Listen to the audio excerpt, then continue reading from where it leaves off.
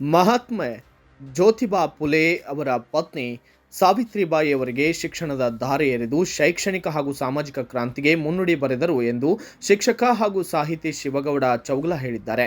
ಇನ್ನು ಪಟ್ಟಣದ ಶ್ರೀ ಸಿದ್ದೇಶ್ವರ ಮಾಳಿ ಸಮಾಜ ಹಾಗೂ ಬಸವ ಜ್ಯೋತಿ ಪ್ರತಿಷ್ಠಾನದವರು ಸಾವಿತ್ರಿ ಫುಲೆ ಅವರ ಸಮಾರಂಭದಲ್ಲಿ ಅತಿಥಿಗಳಾಗಿ ಮಾತನಾಡುತ್ತಾ 12ನೇ ಶತಮಾನದ ಬಸವಾದಿ ಶಿವಶರಣರು ಸಮಾನತೆಗಾಗಿ ಹೋರಾಡಿದ ನಂತರ 19ರಲ್ಲಿ ಫುಲೆ ದಂಪತಿಗಳು ಸಾಮಾಜಿಕ ಅನಿಷ್ಟತೆ ಹೋಗಲಾಡಿಸಲು ತಮ್ಮ ಜೀವನ ಮುಡಿಪಾಗಿಟ್ಟಿದ್ದಾರೆ. ಸಮಾಜದಲ್ಲಿ ಬಡವರ, ದೀನದಲಿತರ, ಶೋಷಿತರ ಧ್ವನಿಯಾಗಿ ಮಹಿಳೆಯರ ಹಕ್ಕು ಹಾಗೂ ಶಿಕ್ಷಣ ಕೊಡಿಸುವಲ್ಲಿ ಸಾಕಷ್ಟು ಅವಮಾನ, ಮಾನಸಿಕ, ದೈಹಿಕ ಶಿಕ್ಷೆ ಲೆಕ್ಕಿಸದೆ ಮಹಿಳೆಯರಿಗೆ ಹಾಗೂ ವಂಚಿತರಿಗೆ ಹಕ್ಕು ಪ್ರತಿಪಾದಿಸುವಲ್ಲಿ ಸಾವಿತ್ರಿಬಾಯಿ ಫುಲೆ ಅವರು ಯಶಸ್ವಿಯಾಗಿದ್ದಾರೆ. ಆ ಕಾಲದಲ್ಲಿ ಸಾವಿತ್ರಿಬಾಯಿ ಫುಲೆಯವರಿಗೆ ಜನ ಅವರನ್ನು ಕೆಟ್ಟ ಪದಗಳಿಂದ ನಿಂದಿಸಿ ಶಗಣಿ ಎರಚುತ್ತಿದ್ದರೂ ಕೂಡ ಲೆಕ್ಕಿಸದೆ ತಮ್ಮ ಕಾಯಕ ಬಿಡಲಿಲ್ಲ. ಫುಲೆ ದಂಪತಿಗಳಿಂದ ಸದೃಢ ಸಮಾಜ ನಿರ್ಮಿಸಿ ಬಾಲ್ಯ ವಿವಾಹದಂತಹ ಅನಿಷ್ಟ ಪದ್ಧತಿಯನ್ನು, ಸಮಾಜದಲ್ಲಿನ ಮೂಢನಂಬಿಕೆ, ಕಂದಾಚಾರ, ಜನರಲ್ಲಿರುವ ಮೌಢ್ಯಗಳನ್ನು ಹೋಗಲಾಡಿಸಲು ಪ್ರಯತ್ನಿಸಿದ್ದಾರೆ.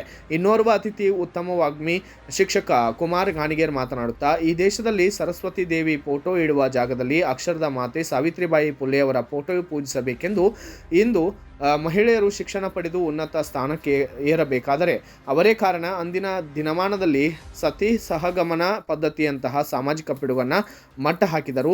ಅವರು ದೇಶದ ಉನ್ನತಿಗೋಸ್ಕರ ಮಹಿಳೆಯರಿಗೆ ಶಿಕ್ಷಣ ನೀಡಿದ್ದು, ದೇಶದಲ್ಲಿ ಪ್ರಪ್ರಥಮ ಬಾರಿಗೆ ಶಿಷ್ಯ ವೇತನ, ಮಹಿಳೆಯರಿಗೆ ಶಾಲೆ ಹಾಗೂ ವಸತಿ ಶಾಲೆ, ಬಿಸಿಯೂಟ ಆರಂಭಿಸಿ ಸಾಕಷ್ಟು ಅಂತರ್ಜಾತಿ ವಿವಾಹ, ವೃದ್ಧಾಶ್ರಮ, ಅನಾಥಾಶ್ರಮಗಳನ್ನು ಆರಂಭಿಸಿದ್ದಾರೆ.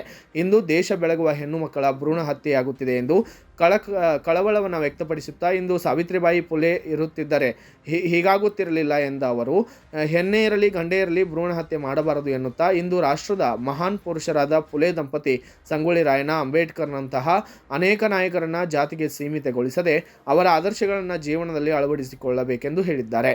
ಕೊನೆಗೆ ಅವರು ಪ್ಲೇಗ್ ಮಹಾಮಾರಿ ಬಂದಾಗ ರೋಗದಲ್ಲಿ ಬಳಲುತ್ತಿರುವ ಸಾವಿರಾರು ರೋಗಿಗಳಿಗೆ ಉಪಚಾರ ಸೇವೆ ಮಾಡುತ್ತಾ ಕೊನೆಗೆ ಅದೇ ರೋಗಕ್ಕೆ ತುತ್ತಾಗಿ ಅಕ್ಷರದವ ಕೊನೆ ಉಸಿರೆಳೆದಿದ್ದಾರೆ.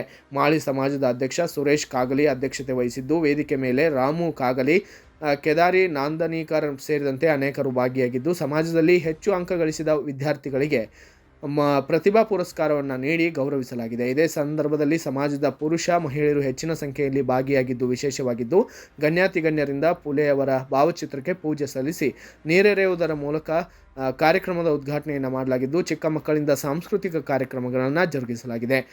ಸಂತೋಷ್ ಬೆಳಕೂಡ್ ಪ್ರಾಸ್ತಾವಿಕವಾಗಿ ಮಾತನಾಡಿದ್ದು, ರಾಜು ಮಾಳಿ ನಿರೂಪಣೆಯನ್ನು ನೀಡಿದರೆ ವಂದನಾರ್ಪಣೆಯನ್ನು ಭಾರತಿ ನಾಂದನೀಕರ್ ಸಲ್ಲಿಸಿದ್ದಾರೆ. 12ನೇ ಶತಮಾನದಲ್ಲಿ ಬಸವಾದಿ ಶಿವಶರಣರು ಮಹಿಳೆಯರಿಗೆ ಸಮಾನ ಸ್ಥಾನಮಾನ ಕೊಡಬೇಕು, ಅವರಿಗೂ ಸಹಿತ ಸಮಾಜದಲ್ಲಿ ಒಂದು ಉತ್ತುಂಗದ ಸ್ಥಾನ, ಪುರುಷ ಸಮಾನವಾದಂತಹ ಸ್ಥಾನ ಹೆಣ್ಮಕ್ಕಳಿಗೂ ಸಿಗಬೇಕು ಅಂತ ಹೇಳಿ ಬಯಸಿ ಹೋರಾಟ ಮಾಡಿರುವಂತಹ ಕಾಲ ಅದು 12ನೇ ಶತಮಾನ.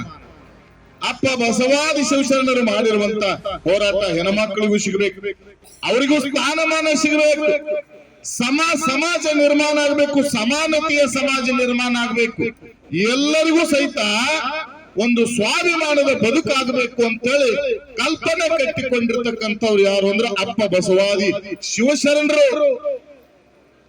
12ನೇ ಶತಮಾನ ಆದ್ಮೇಲೆ ಸಾವಿತ್ರಿಬಾಯಿ ಫುಲೆ ಅವರು 19ನೇ ಶತಮಾನ 1831 ಹುಟ್ಟಿದ್ರು ಅಂದ್ರೆ 19ನೇ ಶತಮಾನದವರೆಗೆ ಮಹಿಳೆಯರಿಗೂ ಒಂದು ಸ್ವಾಭಿಮಾನದ ಬದುಕು ಸಿಗಬೇಕು, ಮಹಿಳೆಯರಿಗೆ ಸಮಾನವಾದಂತಹ ಹಕ್ಕುಗಳು ಸಿಗಬೇಕು, ಮಹಿಳೆಯರಿಗೆ ಅವರದೇ ಆಗಿರುವಂತ ಸಮಾಜದಲ್ಲಿ ಅವರು ಓಡಾಡಬೇಕು, ಅವರಿಗೆ ಸ್ಥಾನಮಾನ ಸಿಗಬೇಕು, ಅವರ ಹಕ್ಕುಗಳ ರಕ್ಷಣೆ. Bureau report Murugesh Gasti, BV news Kannada,